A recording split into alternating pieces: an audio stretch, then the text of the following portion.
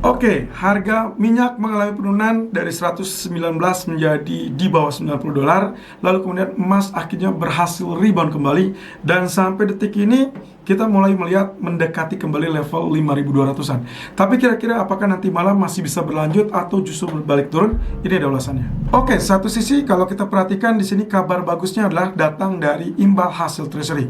Seperti biasa, yang pernah saya ingatkan, saya tidak akan panik kalau misalkan dolar mengalami penguatan, karena satu sisi itu bisa juga mendukung atau saling mendukung dengan emas. Dengan kata lain, keduanya akan berperan sebagai safe haven. Nah, tapi situasi akan berbeda kalau seandainya yang terjadi adalah kenaikan imbal hasil treasury. Nah, untuk saat ini kita bisa lihat kondisinya adalah imbal hasil treasury sudah mulai penurunan, dan coba lihat kita pastikan di sisi US dollar. Situasinya ternyata dia pun mengalami penurunan, tapi pagi ini sempat mengalami rebound ya. Tapi at least dengan penurunan tersebut kondisinya berarti membuka jalan untuk emas mengalami pemulihan ataupun kenaikan, either itu sebagai safe haven atau memang konteksnya adalah terkait dengan kemungkinan redanya ketegangan baru dari sisi geopolitik. Oke, satu sisi ini masih tetap ambigu karena dia masih tetap di zona tengah, dan kita lihat dia melintas di tengah-tengah level support ataupun trend line. Jadi kita masih bisa artikan ini kemungkinan turun atau juga malah rebound. Tapi semua ini akan ditentukan oleh data ekonomi. Sayangnya data ekonomi nanti malam menurut saya tidak akan terlalu signifikan. Jadi kita mungkin akan melihat gangguan atau semacam noise, tapi tidak akan terlalu lama. Nah, berbeda kalau misalkan data besok malam, yaitu data CPI. Jadi kita asumsikan untuk saat ini semuanya mendukung untuk kenaikan emas dan juga kemungkinan ada sedikit rebound di pasar minyak. Tapi kita lihat situasi untuk pound sterling. Berhubung dolar sudah mengalami pelemahan, maka strategi tadi pagi kita cancel atau kita pastikan ubah strategi yang semula adalah sell, karena asumsinya tadi pagi adalah dia tidak akan tembus 1.3450. Kita lihat angka saat ini sudah mulai mendekati, dan kalau memang ini dalam satu atau dua candle berikutnya tetap bertahan di atas 1.3450, maka kita pastikan inilah breakout.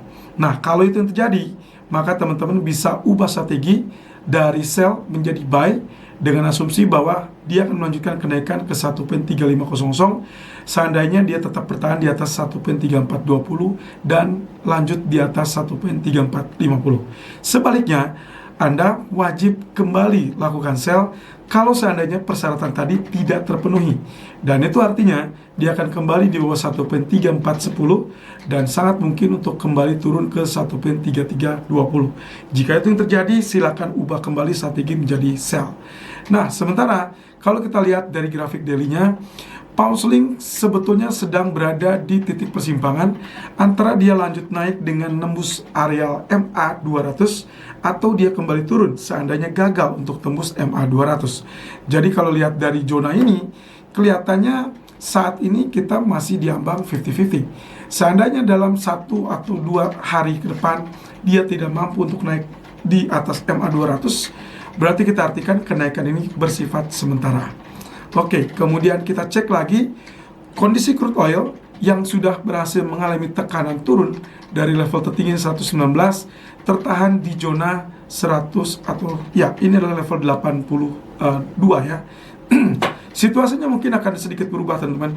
Kalau kita artikan bahwa dia hanya sengaja menutupi gap, maka gap itu sudah terpenuhi, sudah ditutup sewaktu dia turun di level 90 ataupun bahkan 94. Tapi dengan penurunan ini atau penurunan tadi pagi sampai 84 atau 82, maka kemungkinan ini cenderung membuka peluang untuk terbentuknya pola yang kita sebut sebagai V inverted atau perbalikan V, atau yang kita sebut dengan V top ya. Huruf A atau mirip dengan huruf A, dan itu biasanya akan cenderung ditentukan dari penembusan neckline.